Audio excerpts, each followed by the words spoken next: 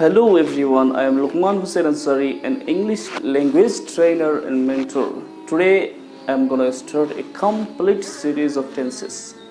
আৰু আজি মই আপোনালোকক প্ৰেজেন্ট ইনডিফিনিট টেন্স শিকাম কিন্তু তাৰ পূৰ্বে এটা কথা মনত পেলাই দিব খুজিছো যে আমি হয়তো বিভিন্ন ধৰণৰ টেন্স পঢ়িছো বা বিভিন্ন মেথডেৰে টেন্স পঢ়িছো যাৰ কাৰণে টেন্সৰ কোনো এটা টেন্সৰ এটা সূত্ৰ ক'ব দিলে তাৎক্ষণিকভাৱে আমি কৈ দিব পাৰো কিন্তু যদি আমাৰ সন্মুখত কোনো এটা অসমীয়া বাক্য ৰখা হয় সেই বাক্যটো চাই আমি তাৎক্ষণিকভাৱে ক'ব নোৱাৰি যে এটো কোন টেন্স হ'ব কিন্তু যদি মই শিকোৱা মেথড বা পদ্ধতি আপুনি শিকে তেতিয়াহ'লে সেকেন্ডৰ ভিতৰত আপুনি বুজি পাব বা গম পাব যে কোনটো টেন্স হ'ব সো লেটস গেট স্টার্টেড আমি যি মেথডেৰে আজি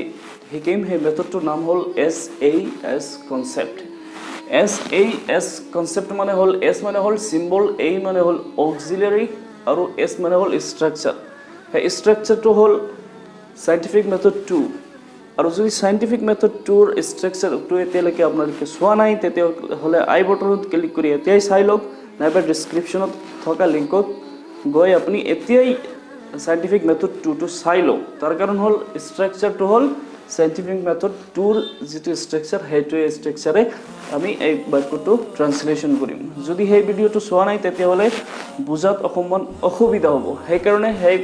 ভিডিওটো চাই লওক সো প্ৰেজেন্ট ইনডিফিনিট টেন্স বা যিকোনো টেন্স শিকাৰ সময়ত যদি আমি সূত্ৰ মনত ৰাখিব লাগে তেতিয়াহ'লে এটা সহজ পদ্ধতি হ'ল যে প্ৰতিটো টেন্সৰ যি নাম আছে নামত দুটা বা তিনটা যি চাৰিটা যি কেটা শব্দ আছে প্ৰতিটো শব্দৰ যদি আমি অৰ্থ বুজি লওঁ তেতিয়াহ'লে টেন্সৰ সূত্ৰ অতি সহজে আমি মনত ৰাখিব পাৰিম সো এই টেন্সটোৰ নাম হ'ল প্ৰেজেন্ট ইনডিফিনিট টেন্স আৰু ইয়াতে তিনিটা শব্দ আছে এটা হ'ল প্ৰেজেন্ট মানে আমি জানো বৰ্তমান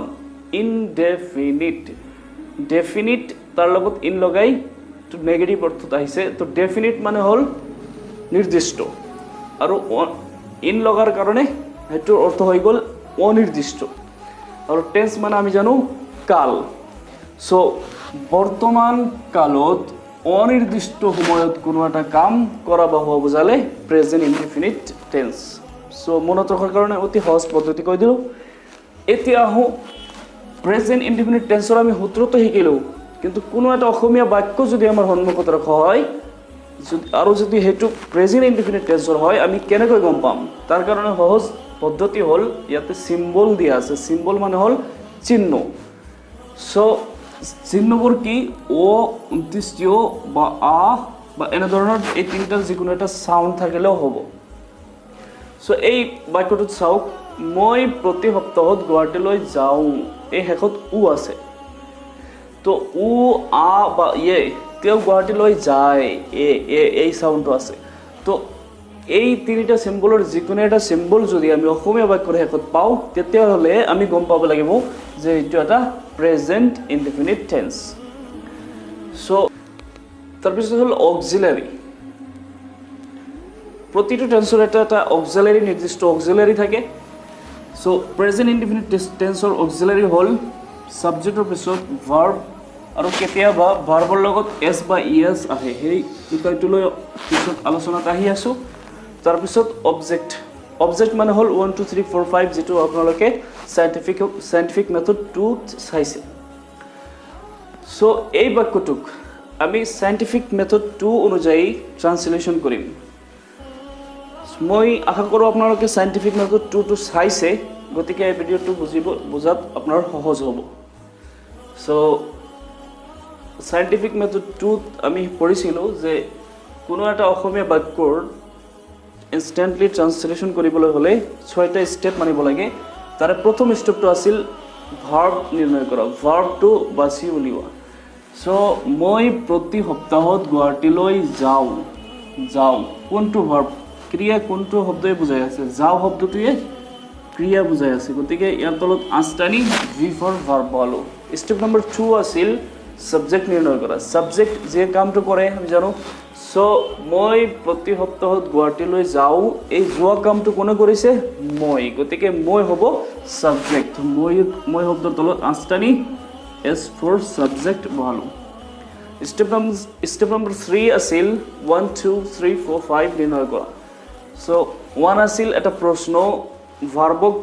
কি দি প্ৰশ্ন কৰিব লাগে মই কি যাও কোনো উত্তৰ পোৱা নাই সেকেন্ড নম্বৰ প্ৰশ্ন আছিল মই কাক যাও ইয়াত উত্তৰ পোৱা নাই থাৰ্ড নম্বৰ কোৱেশ্চন আছিল যে মই কেনেকৈ যাও কেনেকৈ দি ভাৰ্বক প্ৰশ্ন কৰিব লাগিব কোনো উত্তৰ পোৱা নাই 4 নম্বৰ কোৱেশ্চন আছিল ক'ত দি ভাৰ্বক প্ৰশ্ন কৰিব লাগিব যে আমি কলৈ যাও বা ক'ত যাও তো প্ৰশ্নৰ উত্তৰ পালো আমি গুৱাহাটীলৈ যাও গতিকে 4 পালো 5 নম্বৰ কোৱেশ্চন আছিল কেতিয়া যাও তো মই প্ৰতি সপ্তাহত গুৱাহাটীলৈ যাও প্ৰতি সপ্তাহৰ শব্দৰ উত্তৰ পালো আমি 5 নম্বৰ কোৱেশ্চনৰ সো 5 নম্বৰ কোৱেশ্চনৰ উত্তৰ পালো প্ৰতি সপ্তাহত স্টেপ নম্বৰ 4 আছিল টেন্স নিৰ্ণয় কৰা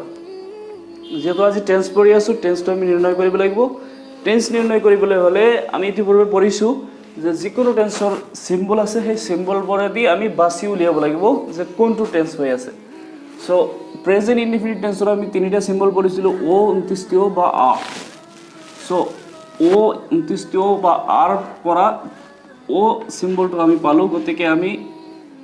বুজি পালো যে এটো এটা present indefinite tense step number 5 হল ট্ৰান্সলেশন কৰা আৰু ট্ৰান্সলেশন কৰাৰ নিয়ম হল প্ৰথমত সাবজেক্টৰ ইংৰাজী তাৰ পিছত ভাৰ্বৰ ইংৰাজী তাৰ পিছত 1 2 3 4 5 ৰ ইংৰাজী সো সাবজেক্ট মই সাবজেক্টৰ ইংৰাজী কি হ'ব আই তাৰ পিছত ভাৰ্বৰ ইংৰাজী হ'ব লাগিব ভাৰ্ব ইয়াতে কি যাও যোৱাৰ কাৰণে হ'ব কি গো আই গো আমি 1 2 3 নম্বৰ কোৱেশ্চনৰ উত্তৰ পোৱা নাছিলো 4 নম্বৰৰ উত্তৰ হে পাইছো গতিকে 4 নম্বৰত আছে গুৱাহাটীলৈৰ কাৰণে কি আহিব টু গুৱাহাটী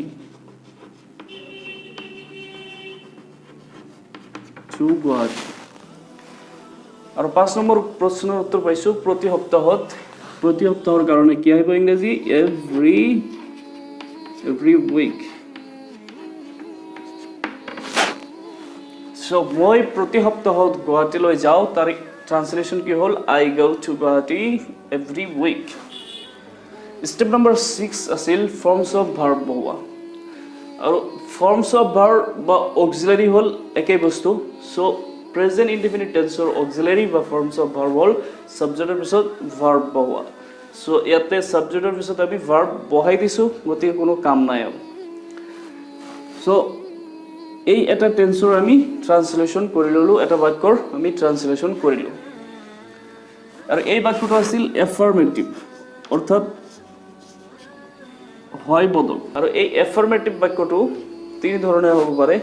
এটা হল এসাৰ্টিভ মানে বিবৃতিমূলক আৰু এটা হ'ব পাৰে yes no question yes no question y for yes no n for no q for question so মই কি প্ৰতি সপ্তাহত গুৱাহাটীলৈ যাও এই প্ৰশ্নটো yes বা no কিয় কোৱা হয় তাৰ কাৰণ হল এইটো যি প্ৰশ্ন এই প্ৰশ্নৰ উত্তৰ আমি yes বা no দি দিব পাৰি যেনে মই কি প্ৰতি সপ্তাহত গুৱাহাটীলৈ যাও তাৰ উত্তৰ হয় আপুনি গুৱাহাটীলৈ যায় অথবা আপুনি গুৱাহাটীলৈ না যায় সো এই প্ৰশ্নৰ উত্তৰ হয় বা নহয় yes বা no দি দিব পাৰি সেই কাৰণে এই প্ৰশ্নটোৰ নাম হল yes no question সো এটা এটা কথা মন কৰিব লাগে যে মই কি প্ৰতি সপ্তাহত গুৱাহাটীলৈ যাও এই কি যদি আমি ব্যৱহাৰ নকৰো আমাৰ অসমীয়াত কেতিয়াবা তথাপিও চলে যেনে মই প্ৰতি সপ্তাহত গুৱাহাটীলৈ যাও মই প্ৰতি সপ্তাহত গুৱাহাটীলৈ যাও নেকি বিভিন্ন ধৰণে ক'ব পাৰি কিন্তু এই কিটো যদি আমি ইয়াতে ব্যৱহাৰ কৰো অতি সহজ হয় তাৰ কাৰণ ইংৰাজীত এটা শব্দ আমি বৃদ্ধি কৰি আছো তাৰ কাৰণে অসমীয়াত যদি এটা শব্দ বৃদ্ধি কৰো মানে ট্ৰান্সলেশন কৰোতে সুবিধা হয় সো মই কি প্ৰতি সপ্তাহত গুৱাহাটীলৈ যাও এই yes no কোৱেশ্চনটো যদি আমি এই বাক্যৰ পৰা yes no কোৱেশ্চনটো যদি আমি গঠন কৰিব খোজো তেতিয়াহলে কেনেকৈ কৰিব লাগিব তাৰ সহজ পদ্ধতি হল যে প্ৰথমত এটা ডু বঢ়াব লাগিব ডু বঢ়োৱাৰ পিছত ওপৰৰ যি বাক্যটো আছে একদম হুবাহু তলত আনি দিলেই হল do I go to Guwahati. Guwahati every week. So next যেটো কোশ্চেন মই কিয় প্ৰতি সপ্তাহত গুৱাহাটীলৈ যাওঁ এই কোশ্চেনটোৰ নাম হ'ল WH কোশ্চেন WH কোশ্চেন কিয় কোৱা হয় কাৰণ এই প্ৰশ্নটো কৰাৰ ক্ষেত্ৰত আমি যিকেইটা শব্দ ব্যৱহাৰ কৰোঁ প্ৰশ্নবোধক যিকেইটা শব্দ ব্যৱহাৰ কৰোঁ সেইকেইটা শব্দৰ আৰম্ভণিত W বা H থাকে সেইকাৰণে এই প্ৰশ্নৰ নাম হ'ল WH কোশ্চেন সো প্ৰথমতে আমি কিয় শব্দটোৰ ইংৰাজী at first বনাব লাগিব বহাব লাগিব সো কিয় শব্দৰ ইংৰাজী আমি সবে জানো হেতু হল why আৰু ওপৰৰ বাক্যটো হুবাহু তলত আনি দিলে হল why do I go to Guwahati every day বাকিখিনি সেম সো এই প্ৰশ্নটোৰ নাম আছিল WH কোশ্চেন সো এই তিনিটা আছিল affirmative sentence অর্থাৎ হয় বোধক যদি আমি নহয় বোধক বাক্য বনাও তেন্তে বনাব লাগিব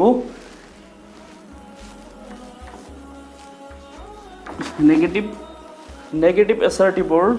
বাক্যটোক বনোৱা অতি সহজ তাৰ কাৰণ হ'ল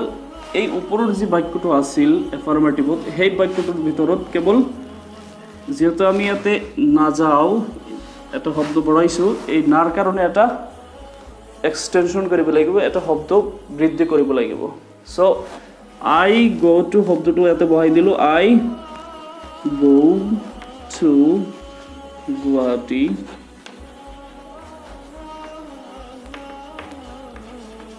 every week এই ইয়াতে যেহেতু এটা না বৃদ্ধি আছিল সেই নাৰ কাৰণে I not go to Guwahati বা I no go to Guwahati তো ব্যৱহাৰ কৰা নহয় সেই কাৰণে ইয়াতে এটা do প্ৰথমত বঢ়াই তাৰ লগত not লগাব লাগিব আৰু তাৰ শৰ্ট ফৰ্ম হিচাপে don't ব্যৱহাৰ কৰা হয় so I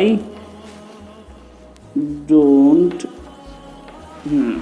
হৈ গল I don't go to Guwahati every week যেনেদৰে এফাৰ্মেটিভৰ yes no question আৰু WH question আছিল ঠিক তেনেদৰে নেগেটিভ সেন্টেন্সৰো yes no question আৰু WH question আছে গতিকে নেগেটিভ yes no question হল নেগেটিভৰ yes no question হল মই কি প্ৰতি সপ্তাহত গুৱাহাটীলৈ নাযাওঁ সো এটোৰ ট্ৰান্সলেশন কৰা সহজ এই যে don't টো আছিল এই don't টো প্ৰথমতে আমি আনি লব লাগিব ফাৰ্স্টত আনিব লাগিব সাবজেক্টৰ আগত আনিব লাগিব I don't আৰু তাৰ পিছত I বহাব লাগিব I আৰু তাৰ পিছত verb টো অৰ্থাৎ go টো বহাই বাকিখিনি সব একেই অৰ্থাৎ এই don't টো কেৱল I শব্দৰ আগত আনি দিলে হৈ গল don't I go to Guwahati every day every week আৰু ইয়াৰ নেগেটিভৰ যদি WH কোশ্চেন বনাও এটো অতি সহজ তাৰ কাৰণ ইয়াতে এটা কিয় শব্দ বৃদ্ধি আছে কিয়ৰ কাৰণে আমি কি লিখিব লাগিব why লিখাৰ পিছত ওপৰৰ বাক্যটো হুবাহু আনি দিলে হল why don't I go to Guwahati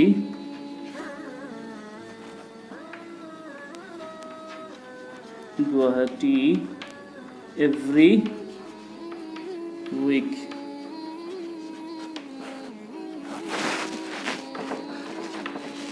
so আপোনালোকে চালে যে এটা টেন্সৰ যিকেইটা বাক্য হ'ব পাৰে সবকেইটা বাক্য আমি ইয়াতে বনাই চালো সো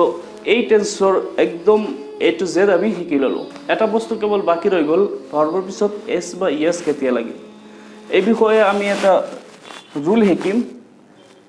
যেটো শিকাৰ পিছত আৰু কেতিয়াও এই হেজিটেশনটো নহব যে ভাৰ্বৰ পিছত s বা es কেতিয়া দিব লাগে নাইবা ভাৰ্ব কেৱল ভাৰ্ব কেতিয়া আনিব লাগে এতিয়ালৈকে আপোনালোকে চাই আছিলে যে সাবজেক্টৰ পিছত কেৱল ভাৰ্ব থাকি ভাৰ্ব ব্যৱহাৰ কৰি কোনো এটা বাক্য ট্ৰান্সলেশন কৰি তাৰ ছয়টা ৰূপ আমি কেনেকৈ বনাব পাৰি কিন্তু এতিয়া মই আলোচনা কৰিবলৈ গৈ আছো যে সাবজেক্টৰ পিছত ভাৰ্ব তাৰ লগত s বা es কেতিয়া যোগ হয় তারপর এটা কথা জানিব লাগিব যে ইংরেজিত তিনিটা পার্সন আছে ফার্স্ট সেকেন্ড আৰু থাৰ্ড আৰু দুটা নাম্বাৰ আছে সিঙ্গুলাৰ আৰু প্লুৰাল সো আই টু হল ফাৰ্স্ট পাৰ্সন সিঙ্গুলাৰ নাম্বাৰ উই টু হল ফাৰ্স্ট পাৰ্সন প্লুৰাল নাম্বাৰ আৰু ইউ টু হল সেকেন্ড পাৰ্সন সিঙ্গুলাৰ নাম্বাৰ আৰু এই ইউ টু হল সেকেন্ড পার্সন প্লুরাল নাম্বার তার লগে লগে হি শি বা রাম বা রহিম এর যিকোনো এটা থার্ড পার্সন সিঙ্গুলার নাম্বার দে বা বহুবচন অর্থাৎ একাধিক নাম বা একাধিক বস্তু যদি হয় তেতিয়াহ'লে সেইটো থার্ড পার্সন প্লুরাল নাম্বার এতিয়া ৰুলটো হ'ল যে সাবজেক্ট যেতিয়া কোনো এটা বাক্যৰ সাবজেক্ট ইংৰাজীত সাবজেক্ট যেতিয়া থাৰ্ড পাৰ্সন সিঙ্গুলাৰ নাম্বাৰ হয় অৰ্থাৎ হি শি বা যিকোনো এজন মানুহৰ নাম হয় তেতিয়া ভাৰ্বৰ লগত এছ বা ইএছ যোগ হয় কিন্তু এটা কনফিউজন এতিয়াও বাকি আছে যে এছ আৰু ইএছ কেতিয়া যোগ হয় সো সেই কনফিউজনটো এতিয়াই দূৰ হৈ যাব তাৰ কাৰণ হ'ল যে মই ইয়াতে কেইটামান আখৰ লিখিছোঁ এই আখৰবোৰ যদি কোনো ভাৰ্বৰ শেষত থাকে কোনো ভাৰ্বৰ শেষৰ আখৰবোৰ যদি এইকেইটাৰ যিকোনো এটা হয় তেতিয়াহ'লে ভাৰ্বৰ লগত ইএছ লগাব লাগে অন্যথাই এছ লগাব লাগে গতিকে ভাৰ্বৰ শেষ আখৰটো যদি C H S S S S H x Y Z নাইবা অ' হয় তেতিয়াহ'লে ভাৰ্বৰ লগত ইএছ যোগ কৰিব লাগিব গতিকে গো ভাৰ্বটো যদি তাৰ পূৰ্বে ছাবজেক্টটো থাৰ্ড পাৰ্চন সিঙ্গুলাৰ নাম্বাৰ হয় ইয়াৰ লগত ইএছ যোগ কৰিব লাগিব সো এই বাক্যটো আমি বনাই চাওঁ ইয়াতে এছ লাগে নে ইএছ লাগে আপুনি ক'ব সো তেওঁ টিভি চায় এই বাক্যটোক আমি সাইন্টিফিক মেথড টু অনুযায়ী ট্রান্সলেশন কৰিম গতিকে এক নম্বৰ ষ্টেপ আছিল ভাৰ্ব নিৰ্ণয় কৰা দুই নম্বৰ আছিল সাবজেক্ট নিৰ্ণয় কৰা তেৱে চাই গতিকে তেওঁ হ'ল সাবজেক্ট আৰু চোৱা কামটো হ'ল ভাৰ্ব গতিকে ভি ফৰ ভাৰ্ব বহালো ষ্টেপ নম্বৰ 3 আছিল পাঁচটা প্ৰশ্নৰ নাম এক নম্বৰ প্ৰশ্ন কি চাই টিভি চাই উত্তৰ পাই গ'ল আৰু কোনো শব্দই নাই গতিকে আৰু আগবঢ়াৰ প্ৰয়োজন নাই ষ্টেপ নম্বৰ 4 আছিল টেন্স নিৰ্ণয় কৰা টেন্স নিৰ্ণয় কৰিবলৈ হ'লে প্ৰতিটো টেন্সৰ সিম্বল চাই আমি টেন্স নিৰ্ণয় কৰিব লাগিব গতিকে 29টিও আমি পালোঁ আৰু ইয়াতে 29টিও সিম্বলটো আছে গতিকে আমি গম পালোঁ present indefinite tense step number 5 হ'ল ট্ৰান্সলেশ্যন কৰা ট্ৰান্সলেশ্যন কৰাৰ ষ্ট্ৰাকচাৰ বা নিয়ম হ'ল প্ৰথমত সাবজেক্টৰ ইংৰাজী বনোৱা সমত ইয়াতে সাবজেক্ট হ'ল তেওঁৰ ইংৰাজী হ'ল হি ষ্টেপ তাৰপিছত হ'ল ভাৰ্বৰ ইংৰাজী বহা আৰু ভাৰ্ব ইয়াতে হ'ল চাই চোৱাৰ ইংৰাজী কি হয় ৱাচ WATCH ইয়াতে অকণমান ঠাই এৰি টিভিৰ ইংৰাজীটো ইয়াতে বহাব লাগিব তাৰ কাৰণ 1 2 3 4 5 ইংৰাজী ইয়াতে বহাব লাগিব তো TV হৈ গ'ল এতিয়া ষ্টেপ নম্বৰ 6 আছিল ফৰ্মছ অফ ভাৰ্ব বহোৱা অৰ্থাৎ প্ৰতিটো টেন্সৰ যি ফৰ্মছ অফ ভাৰ্ব আছে এই প্ৰতিটো টেন্সৰ অক্সিলাৰি আৰু ফৰ্মছ অফ ভাৰ্ব একেই বস্তু তো প্ৰেজেন্ট ইনডিফিনিট টেন্সৰ অক্সিলাৰি বা ফৰ্মছ অফ ভাৰ্ব হ'ল সাবজেক্টৰ পিছত ভাৰ্ব আৰু তাৰ লগত এছ বা ইএছ যোগ কৰিব লাগে কেতিয়া যেতিয়া সাবজেক্টটো থাৰ্ড পাৰ্চন সিঙ্গুলাৰ নাম্বাৰ হয় ইয়াতে যেহেতু থাৰ্ড পাৰ্চন সিঙ্গুলাৰ নাম্বাৰ হৈ আছে গতিকে সাবজেক্টৰ পিছত ভাৰ্বৰ লগত এছ বা ইএছ আনিব লাগিব এতিয়া সেই প্ৰশ্নটো এই ভাৰ্বৰ লগত ৱাচ ভাৰ্বৰ লগত এছ বা ইএছ কোনটো আহিব আপুনি কওক নিশ্চয় ইএছ আহিব তাৰ কাৰণ ইয়াতে আমি CH পালোঁ CH আমাৰ ইয়াতে প্ৰথম যি দুটা আখৰ দিয়া আছিল CH গতিকে ইয়াৰ লগত আমি ES বঢ়াই দিম তো হৈ গ'ল হি watches TV এতিয়া এই বাক্যটো হ'ল এফাৰ্মেটিভ আৰু এছাৰ্টিভ এফাৰ্মেটিভৰ কুৱেশ্যন হয় বা ইণ্টাৰোগেটিভ হয় তাৰ দুটা কুৱেশ্যন হৈ থাকে এটা হ'ল ইয়েছ নো কুৱেশ্যন আৰু এটা হ'ল WH কুৱেশ্যন সো ইয়েছ নো কুৱেশ্যন বনোৱাৰ নিয়ম হ'ল আগৰ দৰে আমি ইয়াতে এটা ডু বঢ়াই দিম ডু বঢ়োৱাৰ পিছত ওপৰৰ বাক্যটো হুবাহু তলত আনি দিম do he watches TV so এটা কথা মনত ৰাখিব লাগিব যে এটা বাক্যত যদি একাধিক ভাৰ্ব আহে হ'ব পাৰে মেইন ভাৰ্ব বা অক্সিলাৰি বা হেল্পিং ভাৰ্ব তেতিয়াহ'লে এই যে এক্সটেনশ্যনটো আমি কৰি আছোঁ এছ বা ইএছ বঢ়াই আছোঁ সেইটো প্ৰথম ভাৰ্বৰ লগত লগাব লাগে সো ইয়াতে ৱাটছ হ'ল মেইন ভাৰ্ব আৰু ডুটো হ'ল হেল্পিং ভাৰ্ব বা অক্সিলাৰি ভাৰ্ব সো এই ডুৰ লগত আমি ইএছটো আনি দিব লাগিব ইয়াৰ পৰা ইএছটো উঠাই আনি ইয়াতে দিব লাগিব গতিকে হৈ গ'ল does he watch TV. It's very simple. So এই বাক্যটোক যদি আমি WH কোশ্চেন বনাও তেতিয়াহ'লে কিয় শব্দৰ ইংৰাজীটো আমি প্ৰথমত বহাব লাগিব কিয়ৰ ইংৰাজী কি হ'ল WHY why আৰু ওপৰৰ বাক্যটো হুবাহু আনি দিলেই হ'ল why does he watch TV এইখিনি হ'ল এফাৰ্মেটিভ অ্যাসাৰ্টিভ এতিয়া যদি আমি নেগেটিভ বনাবলৈ যাওঁ নেগেটিভ বনোৱাৰ নিয়ম আপোনাৰ নিশ্চয় মনত আছে ইয়াতে হি হৈ গ'ল হি আৰু এটা সেই সময়ত আমি ডু তাৰ পিছত এটা নট বঢ়াইছিলোঁ কিন্তু ইয়াতে আমি এতিয়া অকমান ঠাই এৰি he do watches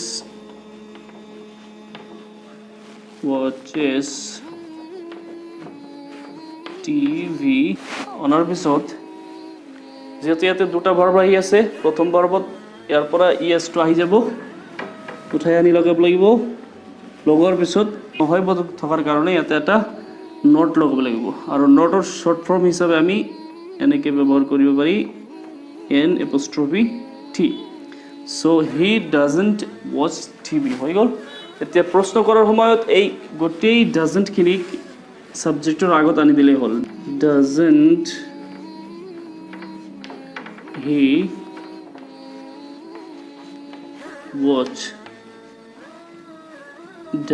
he watch